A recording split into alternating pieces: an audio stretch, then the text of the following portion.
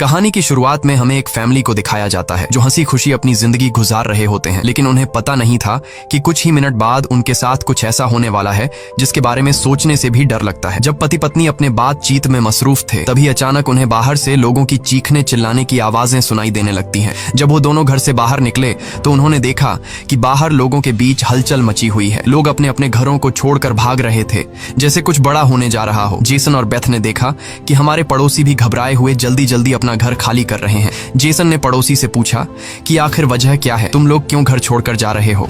लेकिन वो लोग इतने जल्दी में थे कि उन्होंने जेसन की बात का कोई जवाब नहीं दिया। वहीं उन्होंने देखा कि पड़ोसी का बेटा भी अपना सामान पैक कर रहा है। जेसन ने जब उस बच्चे से पूछा कि तुम लोग कहाँ जा रहे हो, तो उस बच्चे ने जवाब दिया कि मेरे पापा का एक दोस्त गवर्नमेंट ऑफिसर है। उन्होंने कहा कि एक बहुत ही जहरीला वायरस फैल चुका है जो एक नॉर्मल इंसान को मॉन्स्टर में बदल देता है। लेकिन तभी वहाँ उस बच्चे की माँ आ गई और उसे पकड़कर वहाँ से ले जाने लगी। जेसन ने उससे पूछा कि आखिर ये बच्चा किस वायरस की बात कर रहा है, जिस पर इस बच्चे की माँ ने कहा कि अभी बताने का वक्त नहीं है, अपनी वाइफ और बेटी को लो और इस शहर से जितना हो सके दूर निकल जाओ। ये सुनकर जेसन और बेथ बहुत ज्यादा घबरा गए। उसके बाद जेसन बिना सोचे समझे अपनी फैमिली को गाड़ी में बिठाकर शहर से बाहर ले जाने लगता है। मगर रास्ते में उन्होंने देखा कि जो पड़ोसी भाग रहे थे वो वापस लौट रहे हैं। ये देखकर उन्हें और भी अजीब लगने लगा। आगे जाकर ये लोग ट्रैफिक में फंस जाते हैं। जब जेसन और उसकी फैमिली गाड़ी से बाहर उतरे तो उन्होंने देखा कि शहर से बाहर निकलने वाला अकेला रास्ता पुलिस ने बंद कर दिया है। आसमान में यहाँ वहाँ हेलीकॉप्टर्स पहरा देने लगे। लोगों को बताया जाने लगा कि शहर में एक जहरीला वायरस फैल गया है और तुम लोगों को जल्दी से घर वापस लौटना चाहिए। ये बात सुनकर जेसन को कुछ अजीब लगा कि जब शहर में वायरस फैल गया है तो लोगों को शहर से बाहर निकालने के बजाय उन्हें शहर में ही क्यों रहने को कहा जा रहा है। तभी अचानक पास की पहाड़ से एक बड़ा सा पत्थर उनके कार पर आ गिरा। ये देखकर वो लोग बहुत ज्यादा घबरा गए। पहाड़ हिलने लगा। तभी उस पहाड़ के पीछे से 2 मिलिट्री के फाइटर जेट्स निकलकर शहर की तरफ बढ़े। वो 2 फाइटर जेट्स पूरे शहर पर बमों की बारिश करने लगे, जिससे पूरा शहर राख में बदल गया। जेसन की वाइफ बेथ को फौरन समझ आ गया कि अगर वो पुलिस की बात मानकर घर लौट जाते तो उनका अंजाम बहुत बुरा होने वाला था। उसके बाद वो फाइटर जेट्स सड़क पर मौजूद लोगों की तरफ बढ़ने लगे। ये देखकर सभी लोगों में हलचल मच गई। अब सबको समझ आया कि गवर्नमेंट उन्हें मारना चाहती है। सभी अपनी जान बचाने के लिए यहाँ वहाँ भागने लगे, पर जेसन और बेथ को समझ आया कि वो कहीं भी भाग लें, वो फाइटर जेट्स उन्हें मारकर ही रहेंगे। तभी बेथ ने पीछे मुड़कर पहाड़ पर एक स्कूल देखा और उसे लगा कि बचने के लिए वो जगह बेहतर रहेगी। जिसके बाद जेसन, बेथ और जोई को लेकर स्कूल की तरफ पहाड़ पर चढ़ने लगे। पीछे ब्रिज पर मौजूद लोगों पर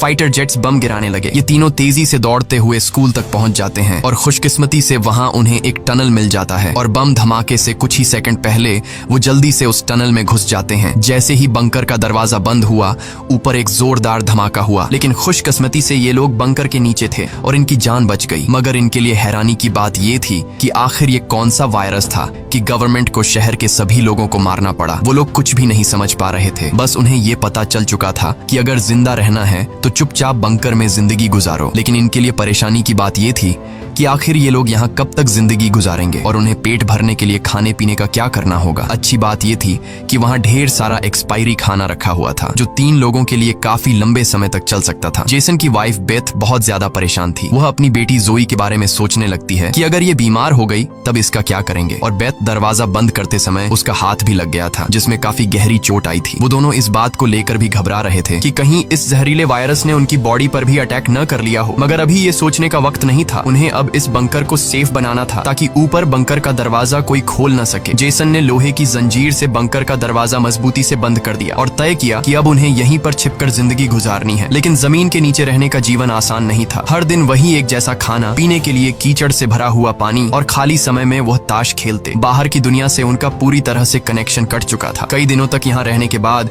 वो लोग बहुत ज्यादा इस बंकर में तंग हो चुके थे। लेकिन वो क्या करते? अगर ऊपर जाते तो उनकी जान नहीं बच पाती। इस जीवन ने जेसन के परिवार को मानो इस दुनिया के अंत का एहसास दिलाया। जोई ने अपने पापा से पूछा, पापा हम यहाँ कब तक रहेंगे? जेसन के पास इस बात का कोई जवाब नहीं था। उसने अपनी बेटी से बस यही कहा, जब बाहर वायरस चला जाएगा तभी हम बाहर जाएंगे। वो अपनी बेटी की आंखों पर उंगलियां रखकर बाहर की दुनिया उससे इमेजिन करवाता है। इस तरह से दिन गुजरते गए और फिर महीने। उन्हें नहीं पता था कि बाहर निकलने के इंतजार में उन्हें यहाँ इस बंकर में 300 से भी ज्यादा दिन गुजर चुके हैं। जोई अपनी माँ की बनाई हुई पेरिस्कोप से बाहर की दुनिया को देखती है। बाहर चारों ओर बस तबाही का मंजर नजर आ रहा था, जैसे ये पूरी दुनिया जल जलकर राख हो गई हो। वहाँ किसी भी इंसान का नामो निशान तक नहीं था। ये सब देखकर उस छोटी बच्ची को लगने लगा कि शायद हम इस दुनिया के आखिरी बचे हुए लोग हैं। माँ ने उसे दिलासा दिया कि तुम ऐसा मत सोचो, शायद तुम्हारे दोस्त भी हमारी तरह कहीं छुपे हुए हों। अब रात हो चुकी थी और डिनर का समय हो चुका था। उनके पास अब खाना भी कम बचा हुआ था, इसीलिए वो तीनों थोड़ा सा खाना खाकर काम चला रहे थे। लेकिन आज जोए की जिद पर उसे पूरा एक कैन का डिब्बा दिया गया। जोए ने जब टिन का डिब्बा खोला तो उसने देखा कि टिन का डिब्बा अंदर से खाली है। इस डिब्बे के पीछे की तरफ एक छोटा सा छेद था, शायद कोई चीज इसमें से खाना चुरा गई थी। बेथ ने सारी बची हुई डिब्बों की जांच की तो पता लगा कि पूरे 12 डिब्बे खाली थे। ये देखकर वो बहुत ज्यादा परेशान हुए क्योंकि ये तो उनके 2 हफ्तों का राशन था। बेथ ने वेंटिलेशन जाली की तरफ देखा और अंदाजा लगाया कि शायद कोई चूहा अंदर आकर खाना ले गया। बेथ ने कहा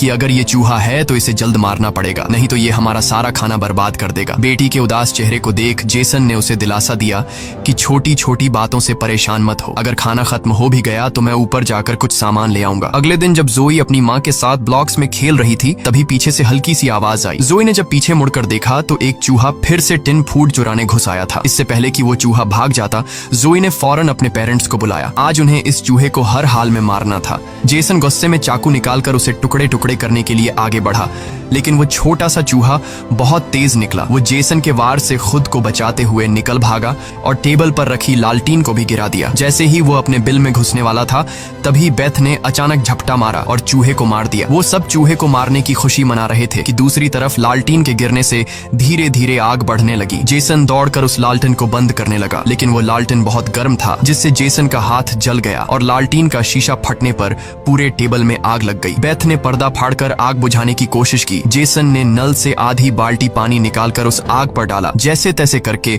उन दोनों ने उस आग को बुझा लिया, लेकिन खतरा अभी टला नहीं, बल्कि अब उनके लिए और भी मुश्किल बढ़ने वाली थी, क्योंकि आग तो वो लोग बुझा चुके थे, मगर आग से निकलने वाले धुएं ने पूरे बंकर को धुएं से भर दिया था और वह धुआं धीरे धीरे वेंटिलेशन जाली से ऊपर की तरफ निकल रहा था। ये देखकर वो सब घबरा गए, क्योंकि ये धुआं उनका वहां होने का ठिकाना जाहिर कर रहा था। अब सब लोग सांस रोक कर बैठे थे। जेसन ने कहा कि शायद रात का अंधेरा धुएं को छुपा लेगा और किसी को हमारे ठिकाने के बारे में पता नहीं चल पाएगा। वो तीनों डर के साए में पूरी रात जागते रहे। अगली सुबह उन्होंने खुद के तसल्ली के लिए पेरिस्कोप से बाहर झांक कर देखा तो उनके पैरों तले जमीन खिसक गई। उन्होंने देखा कि बाहर तो पूरा धुएं का गुबार उठा हुआ था। ये देखकर उन लोगों की बेचैनी बढ़ने लगी। उन्हें पूरा यकीन हो गया था कि उनके ठिकाने का राज खुल चुका है। तभी बीत ने कहा कि अगर धुआं उठा है तो उस पास राख भी जमा हुआ होगा, जिसकी जांचबीन करते हुए हमारे ठिकाने का पता चल सकता है। इसीलिए अब हमें राख की सफाई करनी होगी। जिसके बाद पति पत्नी ने बाहर जाकर सफाई करने का फैसला किया। जाने से पहले जेसन ने अपनी बेटी जोए से कहा कि जोए, मुझे प्रॉमिस करो कि बाहर से चाहे तुम्हें आवाज आए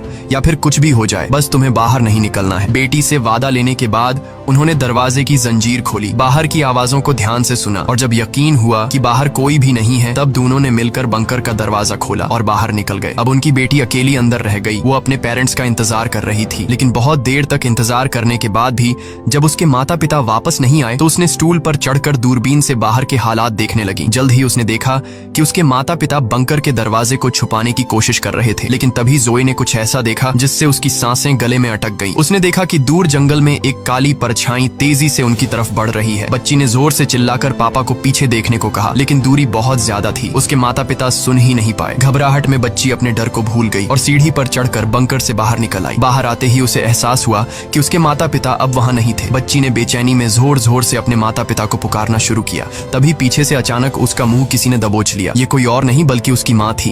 कुछ सेकंड्स बाद एक जंगली हिरण का झुंड तेजी से वहां से गुजरा। हालांकि वो तीनों बाल बाल बचे, लेकिन बीत का डर और ज्यादा बढ़ने लगा। इन हिरणों का इस तरह भागना जरूर किसी खतरनाक चीज से बचने की कोशिश थी।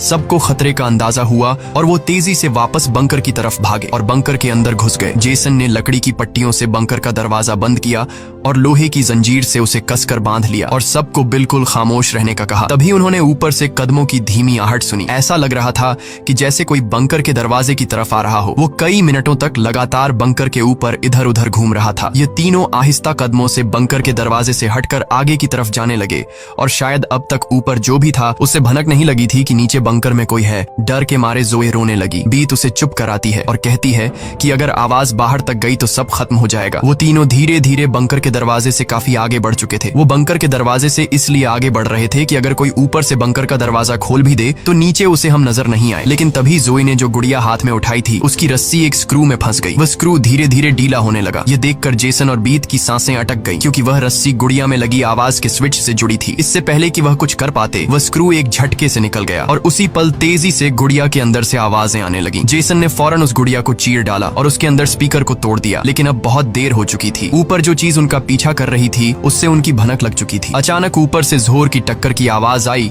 और फिर भारी कदमों की गूंज सीधा बंकर के दरवाजे के ऊपर रुक गई। उसने आखिरकार उनका ठिकाना ढूंढ ही लिया और उसे खोलने की कोशिश करने लगा। वह बंकर के ढक्कन को जोर से धकेल रहा था और जंजीरों से बंद होने के बावजूद खतरा साफ महसूस हो रहा था और ऊपर के राक्षस को पता चल चुका था कि जरूर नीचे कोई मौजूद है। हालांकि वह दरवाजा मजबूत जंजीरों से बंद था, लेकिन उस चीज की भयानक ताकत के सामने वह जंजीरें एक एक करके टूटने लगी। यह देखकर जेसन को पता चल चुका था कि दरवाजा अब ज्यादा देर टिक नहीं पाएगा, इसलिए वो तेजी से अंदर भागा और वाटर पंप का पाइप उखाड़ने लगा। यहाँ बेथ ने भी हिम्मत दिखाई और सीढ़ी पर चढ़कर अपने शरीर का वजन इस्तेमाल करते हुए चैन को खींचकर दरवाजा बंद रखने की कोशिश करने लगी, लेकिन फिर भी लोहे का ढक्कन धीरे धीरे खुलने लगा। तभी उसी वक्त दरवाजे के ऊपर एक काला साया नजर आया, जिसकी आंखें एक बल्ब जैसी चमक रही थीं, जैसे उन तीनों की मौत ऊपर से उनको देख रही हो। जेसन ने बिना सोचे पाइप से उस पर हमला कर दिया, जिससे वो पीछे गिर पड़ा। जेसन ने जल्दी से वो पाइप दरवाजे में फंसाकर दरवाजे को बंद कर दिया और वो चीज वहां से भाग जाती है, लेकिन जेसन का शरीर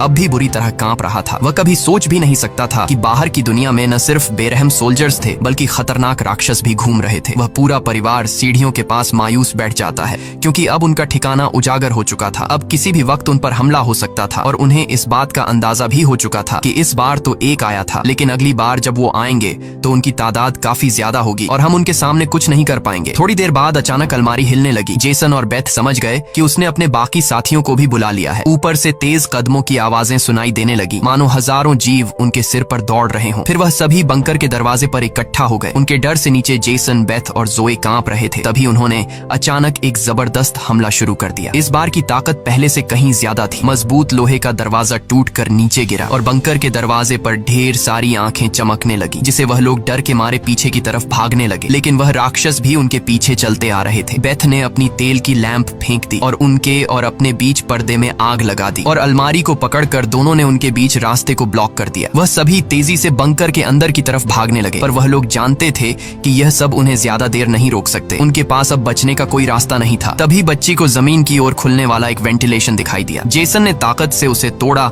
और पूरी जान लगाकर अपनी पत्नी और बेटी को बाहर की ओर धकेल दिया, लेकिन जब खुद बाहर निकलने की कोशिश की तो तंग जगह के कारण वह अटक गया। दूसरी तरफ राक्षस उसकी ओर बढ़ रहे थे। अब जैसे तैसे करके जेसन को यहाँ से निकलना था। उसे कोई दूसरा रास्ता नजर नहीं आया, इसलिए उसने अपने कंधे की हड्डी तोड़ डाली, जिससे वह दर्द से चीखने लगा, पर जल्दी से वह खुद को संभालकर वेंटिलेशन में घुस गया। बेथ बिना समय गवाए पूरी ताकत से जेसन को बाहर खींचने लगी। जेसन जैसे ही बाहर निकलने ही वाला था, तभी एक विशाल जीवी ने आकर जेसन के पैर को पकड़ लिया। जेसन समझ गया कि अब उसका बच पाना नामुमकिन है। अब भाग निकलने की कोई उम्मीद नहीं थी। जेसन ने अपनी पत्नी से आंखें मिलाते हुए कहा कि जो भी हो जाए जोए को कुछ नहीं होने देना, और अगले ही पल वह राक्षस उसे बंकर में खींच लेता है। लेकिन जेसन बंकर में राक्षस से डरने के बजाय उनसे कहता है कि आओ देखता हूँ तुम में कितना दम है। बेथ और जोए ने जब नीचे देखा तो बंकर में से तेज चीखने की आवाजें आ रही थीं। बेथ समझ गई कि उसका पति उन्हें भागने का समय देने के लिए लड़ रहा है। वह दर्द में भी अपनी बेटी को लेकर वहां से निकल पड़ी और राक्षस से बचते हुए वह काफी दूर आए, लेकिन भागते भागते उन्हें कुछ अजीब महसूस हुआ। उन्होंने देखा कि जो हाईवे बाहर की दुनिया तक खुलता था, अब वहां ऊंची दीवार खड़ी थी, यानी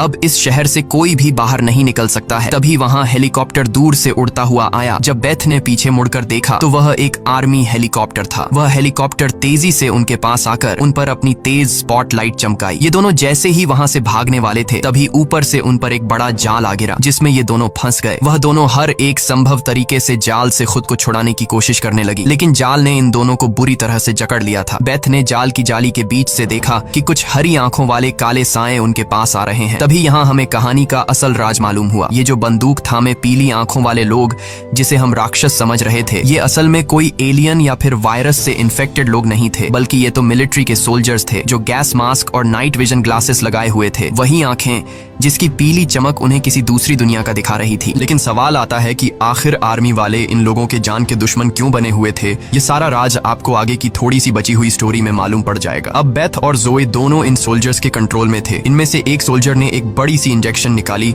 और दोनों के गले में बारी बारी से चुभा दी। जब इनके ब्लड को टेस्ट किया गया तो पता लगा कि यह दोनों भी जहरीले वायरस से इन्फेक्टेड हैं, जिसका मतलब कि ये दोनों इस धरती के लिए एक खतरा हैं, यानी अब इन्हें मार दिया जाएगा। असल में जब वायरस पहली बार फैला था, तभी इस छोटे से शहर के कई लोग इसकी चपेट में आ चुके थे। ये वायरस हवा से फैलता था और ये वायरस एक इंसान से दूसरे इंसान को बहुत ही जल्दी लग जाता। इन्फेक्टेड लोग खुद भी नहीं जानते थे कि वो बीमार हैं और गवर्नमेंट के पास इस वायरस को रोकने का कोई एंटीडोट नहीं था। इन्फेक्टेड लोगों को मारने के अलावा गवर्नमेंट के पास दूसरा कोई रास्ता नहीं था। बेथ रो रो कर कहती है कि प्लीज मेरी बच्ची को जाने दो। जब बेथ ने देखा कि ये सोल्जर्स उसकी छोटी बेटी को भी नहीं छोड़ने वाले तो वो पूरी तरह गुस्से में आ गई। उसके चेहरे पर काले निशान उभरने लगे, लेकिन इससे पहले कि वो कुछ कर पाती, एक सोल्जर की गर्दन से खून का फव्वारा फूट पड़ा। वो कोई और नहीं बल्कि मौत से लौट कर आया जेसन था। दरअसल बंकर में जेसन मरा नहीं, बल्कि वहाँ वो खुद पर कंट्रोल खोकर वहाँ सभी सोल्जर्स को मार डाला। उस वक्त वो बहुत ज्यादा गुस्से में था। चेहरे पर काले निशान और आंखें गुस्से से लाल थीं और उसके जिस्म की ताकत कई गुना बढ़ चुकी थी और साफ दिख रहा था कि वो अब पहले वाला जेसन नहीं बल्कि वह एक अलग रूप में दिखाई दे रहा था। वो सोल्जर्स पर झपट झपट कर उन्हें मारने लगा, लेकिन वह गर्म हथियारों की गोलियों को नहीं रोक पाया और जमीन पर गिर गया। जब वो सोल्जर बेथ और जोई की तरफ बढ़े तो वह दोनों जाल तोड़कर भाग चुकी थीं। सोल्जर्स उन्हें यहाँ वहां ढूंढने लगे, लेकिन उन्हें ये अंदाजा नहीं था कि बेथ भी एक राक्षसी रूप में बदल चुकी थी। उसने जोई को एक कार के अंदर छुपा दिया और खुद उन सोल्जर्स से लड़ने लगी। उसने कई सोल्जर्स को मार गिराया और फिर खुद भी गोली लगने से कार की छत पर गिर पड़ी। अंधेरे में छुपी उसकी बेटी ने ये सब देख लिया। अपने माता पिता की हालत देखकर वह भी गुस्से में आकर अपना आपा खो बैठी। एक छलांग में उसने एक सोल्जर को गिराकर उसका मास्क तोड़ दिया और उसे मारने ही वाली थी कि बेथ ने समय रहते उसे रोक दिया। वो नहीं चाहती थी कि उसकी बेटी भी एक दरिंदा बन जाए। बेथ ने उसे शांत किया। धीरे धीरे लड़की की नसों की हरियाली गायब हो गई और वो फिर से इंसान में बदल गई। लेकिन सोल्जर की किस्मत इतनी अच्छी नहीं थी। उसका सेफ्टी मास्क टूट चुका था और वो धीरे धीरे वायरस से इन्फेक्टेड हो गया। दूसरी तरफ जेसन की हालत बहुत गंभीर थी। उसने बेटी के चेहरे को देखकर अपने हाथ की 2 उंगलियां उसकी आंखों से फेरी और जेसन ने हमेशा के लिए आंखें बंद कर ली। उसी वक्त एक और हेलीकॉप्टर आ गया। बेथ अपनी बेटी को लेकर भागी। कबाड़ के ढेर से गुजरते हुए वो एक सुरंग में घुस गए। तभी वहाँ एक रोशनी उनकी आंखों पर पड़ी। देखने पर पता चला कि सामने वही पड़ोस का छोटा लड़का था जिसे हमने कहानी की शुरुआत में देखा था। फिर ये दोनों उसके पीछे चल पड़े। वो लड़का उन्हें एक गुफा जैसी टनल में ले पहुंचा जहाँ उस लड़के के माता पिता और भी कई सारे लोग छुपे हुए थे। असल में वहाँ उनके जैसे ही वायरस से इन्फेक्टेड लोग थे। जिंदा रहने के लिए वो सभी अंधेरे में चूहे जैसी जिंदगी गुजारने पर मजबूर थे। ये वायरस खतरनाक जरूर था लेकिन जानलेवा नहीं। ये वायरस इन्फेक्टेड इंसान के जिस्म पर तब ज्यादा जोर करता जब वो डर जाता या फिर गुस्से पर काबू नहीं रख पाता। लेकिन असल में उन लोगों ने खुद पर काबू पाना सीख लिया था। वो लोग शहर के सोल्जर्स को राक्षस समझते थे, लेकिन असल में वो खुद राक्षस थे। इसी के साथ ये कहानी खत्म हो जाती।